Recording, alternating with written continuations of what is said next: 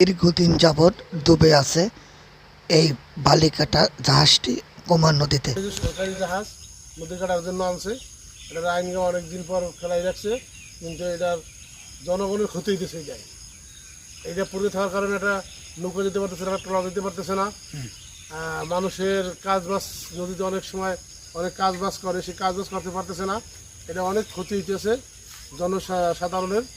এটাকে আপনারা এখনই এটা আরও ড্রেজার মেশিন নদী খননের জন্য আনা হয়েছিল আজ থেকে প্রায় আরও 5 বছর আগে। আচ্ছা আচ্ছা, 5 বছর আগে আনার কারণে এটা নদী কিছু খনন করছে, কিছু খনন করার পর এটা যে ফেলাই থুয়ে গেছে, আজও পর্যন্ত এটা কেউই উদ্ধার করে নাই।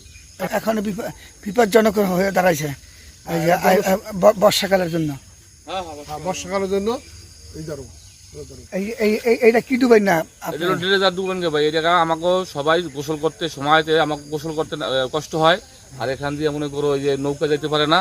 হ্যাঁ, 2জন লোকও মারা গেছে, এটা জেনে 2জন লোকও মারা গেছে এটার পাশে। অতি লম্বে এটা হরাইতে হইবে। যে পেলে হোক আপনার কাছে দাবি, আমাকে জনগণের দাবি, সরকারের কাছে। জাহাজ কিসের জাহাজ এটা?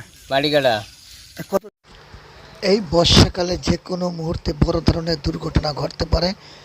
এই মাদারপুর সদর কুনিয়ার কুমার নদী তীরে যে বালির জাহাজটি ডুবে আছে